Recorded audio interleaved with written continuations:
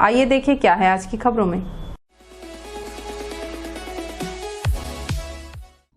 कोरबा की पुरानी बस्ती में सार्वजनिक दुर्गा पूजा एवं दशहरा उत्सव समिति रानीगेट के तत्वाधान में 17 अक्टूबर को एक भव्य जागरण का आयोजन किया गया।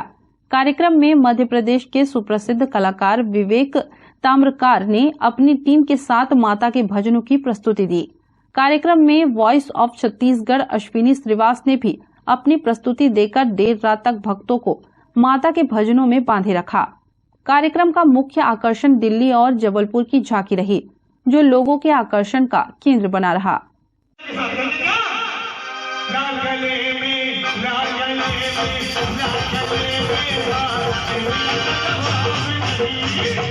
और माथे की बिंदिया चम चम चमके। और माता रानी के दरबार में 1 करोड़ 1 रुपए का सवाल है कि माता रानी गले में क्या पहनती है, कौन बताए?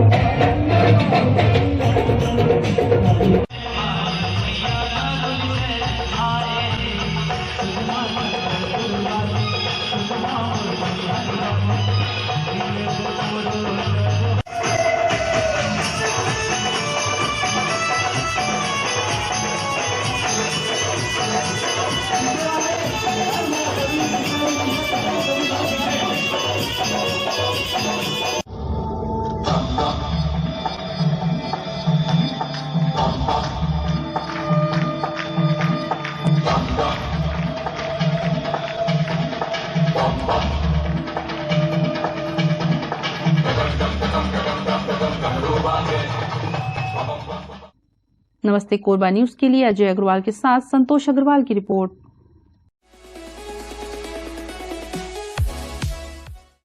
पुराने भूमि अधिग्रहण के बदले लंबित रोजगार मुआवजा, पूर्व में अधिग्रहित जमीन की वापसी, प्रभावित गांव के बेरोजगारों को काम सहित अन्य मांग को लेकर कलेक्ट्रेट का घेराव करने ग्रामीणों ने रैली निकाली। कोसाबाड़ी चौक में बैरिकेड्स लगाए जाने पर ग्रामीण जमीन पर धरना देकर बैठ गए।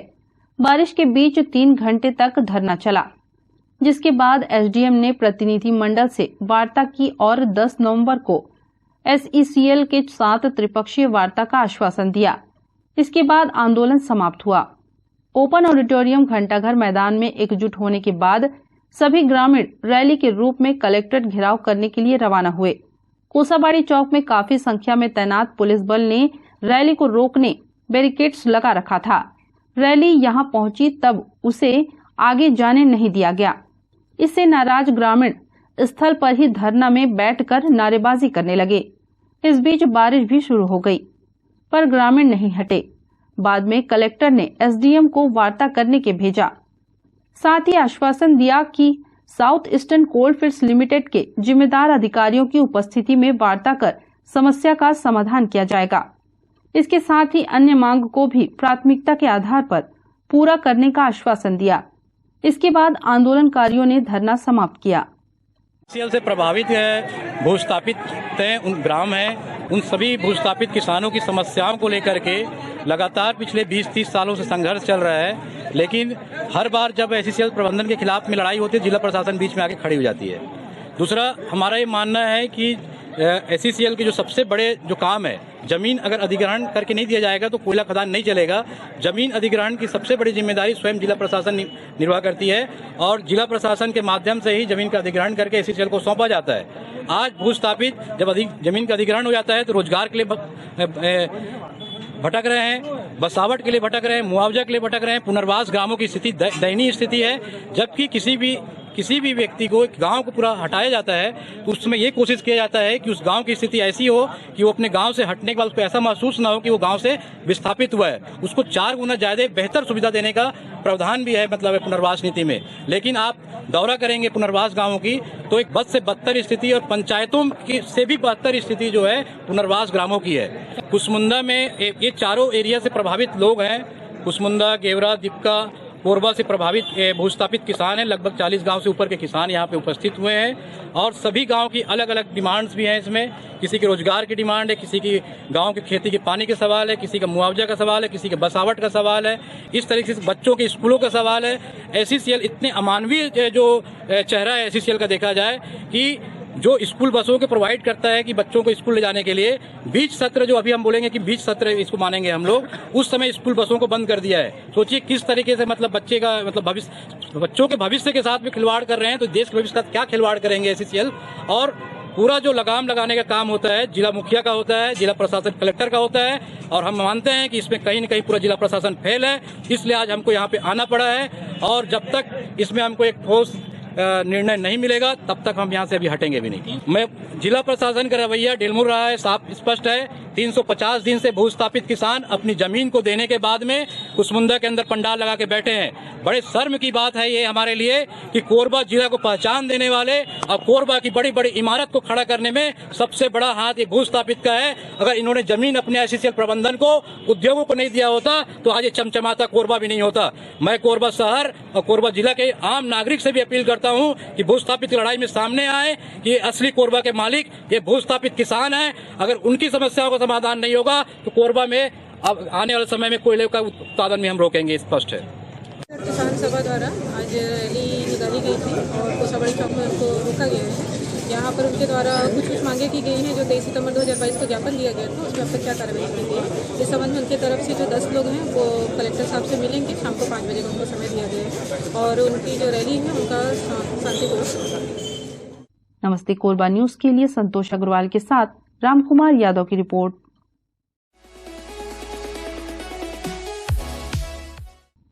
मुख्यमंत्री भूपेश बघेल ने वीडियो कॉन्फ्रेंसिंग के माध्यम से नवीन तहसील कार्यालय दीपका का शुभारंभ किया। दीपका में नई तहसील के बनने से राजस्व प्रशासन के माध्यम से विकास कार्यों को गति मिलेगी। दीपका को पूर्ण तहसील का दर्जा मिलने से क्षेत्र की जनता को प्रशासनिक सुविधाएं बेहतर ढंग से मिल सकेंगी। इसके साथ ही किसानों को जनहितकारी योजनाओं का भी बेहतर लाभ मिलेगा। राजस्व कार्यों के लिए अब दीपका क्षेत्र के लोगों को 15 से 20 किलोमीटर दूर कटघोरा तहसील नहीं जाना पड़ेगा। दीपका तहसील में 16 पटवारी हलके व 25 पंचायतों के 45 गांव शामिल हैं। इसके अंतर्गत 86,352 लोग लाभान्वित होंगे।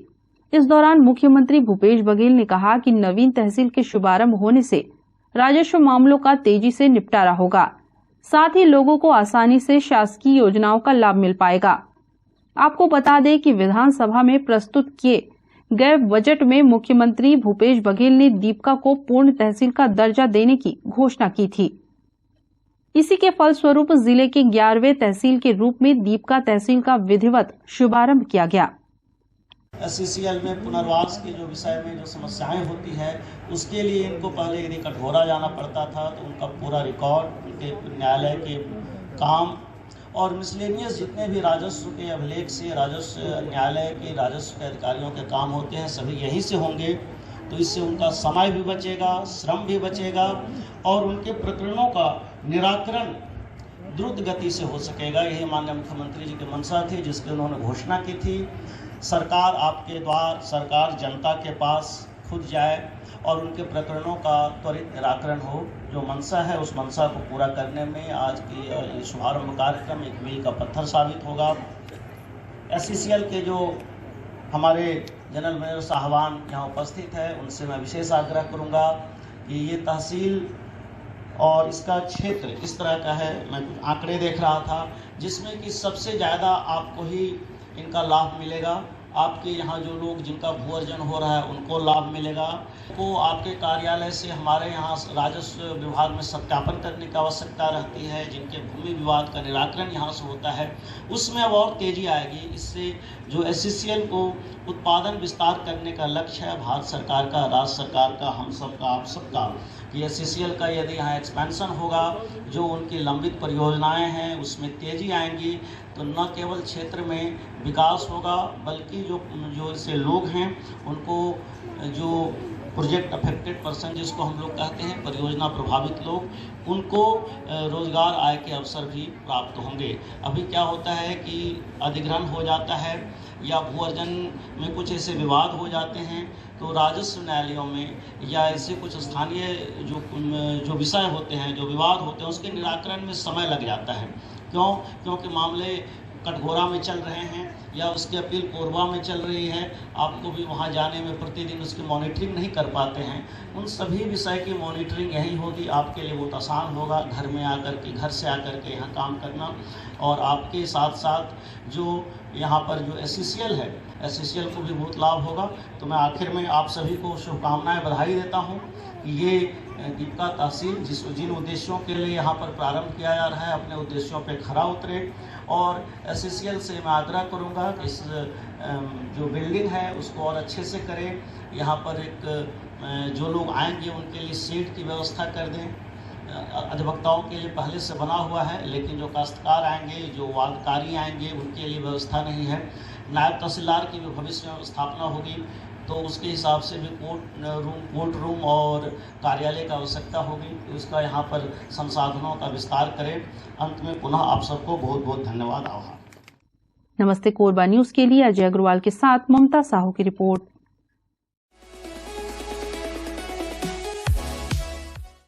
शासकीय हाई स्कूल पताड़ी में स्कूल के बच्चों के लिए कैरियर गाइडेंस हेतु कार्यशाला का आयोजन किया गया, जिसमें मुख्य अतिथि के रूप में जिला न्यायालय की न्यायाधीश शीतल निकुंज उपस्थित रहीं।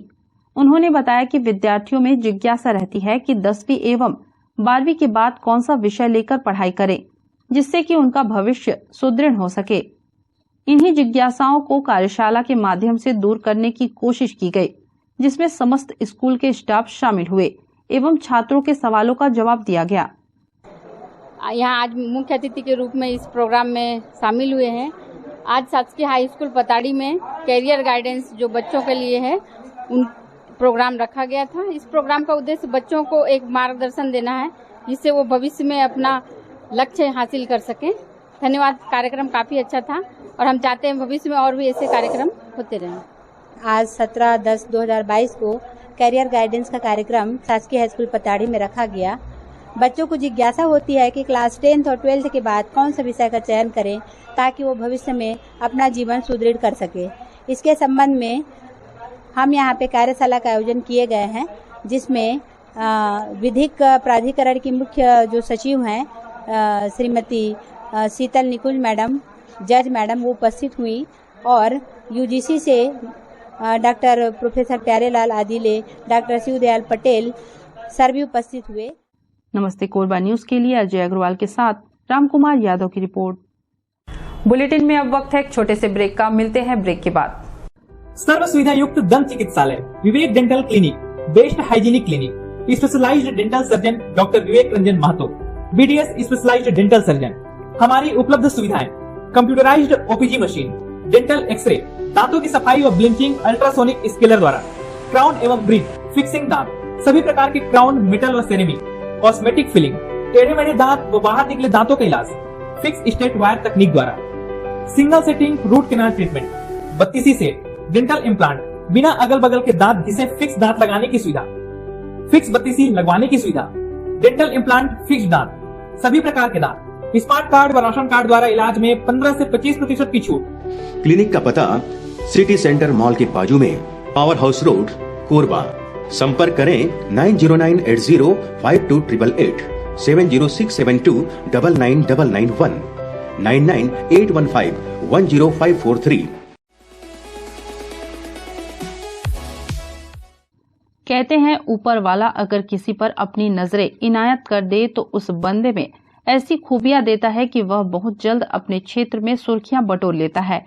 ऐसा ही एक मामला कोरबा के मदनपुर क्षेत्र के ग्राम करू महुआ का है, जो जिला मुख्यालय से लगभग 35 किलोमीटर दूर वनों से घिरा हुआ क्षेत्र है, जहां ज्यादातर पहाड़ी कोरबा परिवार निवासरत हैं।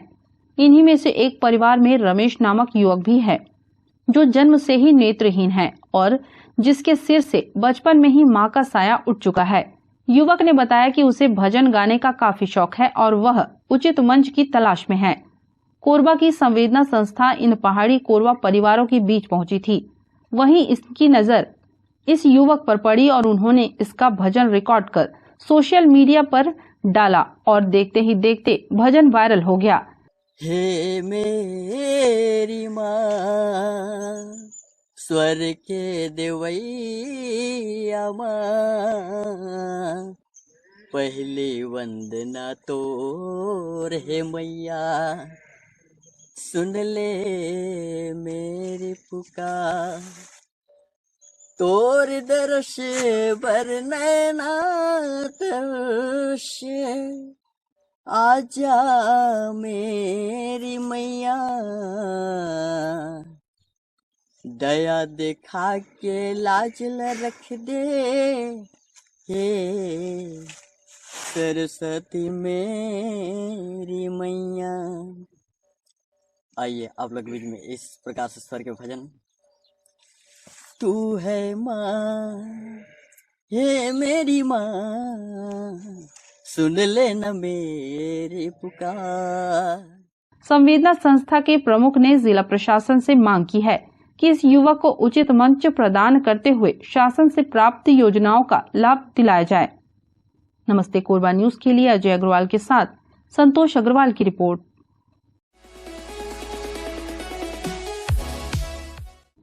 बुधवारी बाजार और सीएसईबी चौकी के मध्य एक व्यक्ति लोगों का भविष्य बताने का कार्य कर रहा है, जिसके लिए वह तोते का उपयोग कर रहा है। तोते के माध्यम से अपना भविष्य जानने के लिए लोग जिज्ञासावश वहां रुककर अपना भविष्य जानने के लिए उत्सुक हैं।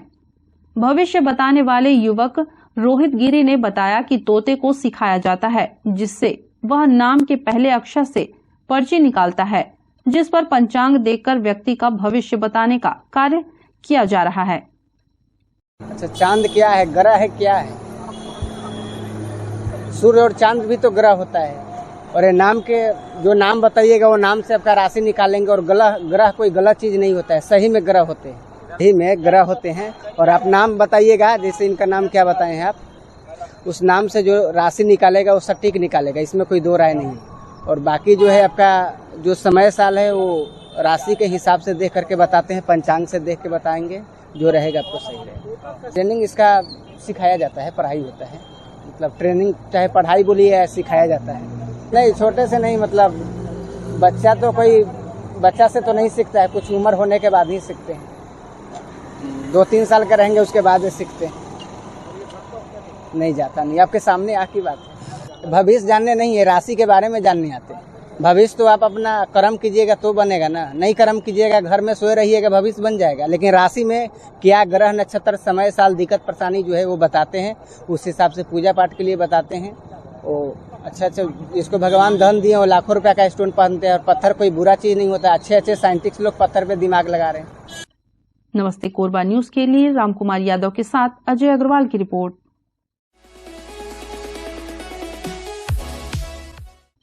कोरबा कोतवाली अंतर्गत सीतामढ़ी निवासी अमित अग्रवाल ने कोतवाली थाना में आवेदन देकर पड़ोस में रहने वाले व्यक्ति के खिलाफ रिपोर्ट लिखवाई। अमित अग्रवाल की पत्नी नेहा अग्रवाल ने बताया कि पड़ोस में रहने वाले अशोक ने बच्चों की लड़ाई में उलझते हुए अपनी बेटी को डंडा देकर मेरे बेटे की पिटाई करवा दी। जब मैंने मना करना चाहा तो मेरे साथ अपशब्दों का उपयोग कर हाथापाई की और जान से मारने की धमकी दी, जिसकी शिकायत हमने कोतवाली थाना में की है। अशोक हमारा पड़ोसी है और बच्चे आपस में खेलते हैं, मेरा बेटा और उसकी बेटी भी आपस में खेलते हैं बाहर में। तो बच्चों के आपसी खेल के दौरान आपसी उन लोग का झगड़ा हुआ, तो अशोक अपने बेटी को डंडा दे के भेजता है, जा उसका सिर फोड़ दे करके। आपके लड़के का? हाँ, तो वो आई और डंडा से मार देती है उसके सिर में, और वो फिर बहुत दर्द होता है तो घर में आता है, मम्मी मन्नत मेरे को डंडा से मार दी है। तो मैं जाती हूँ उसके पास, बोलती हूँ कि तुम लोग डंडा से क्यों मरवाते हो, आपसी मामला है बच्चे का, वो लोग अपने निपटेंगे, डंडा देना तो गलत हो जाता है। तो वो बोलता है नहीं मेरी बेटी लोहे की राड से मारेगी, चाकू से मारेगी, तू क्या कर लेगी करके मेरे को अपशब्द बोला, बहुत गंदी गालियाँ दिया। और मेरे को बच्चे को मैं पाई थी, ये छोटा बच्चा है मेरा। आपका लड़का है? हाँ, तो मैं इसको पाई थी, तो इसके पाए में दोनों हाथों से बहुत मारा मेरे को और ढकेल दिया गया। तो फिर वहाँ बगल के दुकान से 2 लोग आए, मेरी बुआ सास और मेरी बहन, वो लोग मेरे को बचाए कि लेडीज के ऊपर हाथ मत उठाओ, ये गलत है। हाथ आप कौन उठाया था? अशोक, उसकी बीवी पीछे थी, वो उन लोगों को बोले दो आपस में, आप हाथ मत उठाओ, ये गलत है बोले, तो भी वो मारा मेरे को खूब। आप क्या चाहते हो? आप? मैं ये चाहती हूँ, वो मेरे को जान से भी धमकी पहले भी दे चुका है बच्चों के आपसी मामले में। मेरा आदमी बाहर दुकान में था तो बोलता है उसको भी आने दे, उसको भी डंडा से मारेंगे। क्या नाम आपका पति का? मेरे पति का नाम अमित अग्रवाल है। अच्छा। वो बाहर रहते हैं, तो मेरे से झगड़ा एक बार और कर चुका है, उसको आने दे, फिर उसको भी मारेंगे डंडा से बोलते हैं। और मैं ये चाहती हूँ कि बच्चों के आपसी मामले में उनको डंडा, खंजर, लोहे की चीजें, धारदार नुकीली चीजें ना दें, जिससे खून भी हो सकता है। वो गलत काम कर रहा है, ये कानून के खिलाफ है। अभी नाखून से भी गड़ाया, देखो ये दिख भी थाना आए हुए साहब? थाना में मैं केस करने आई हूँ, क्योंकि पहले भी वो धमकी दे चुका है, आज कारनामा कर चुका है डंडा से मार के। नमस्ते कोरबा न्यूज के लिए राम कुमार यादव की रिपोर्ट।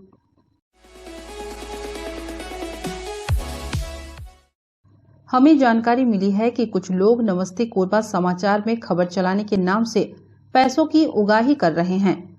आप सभी से अनुरोध है कि खबर चलाने के नाम से अगर कोई आपसे पैसों की मांग करता है तो आप अपने संबंधित थाना क्षेत्र में उस व्यक्ति की शिकायत करें।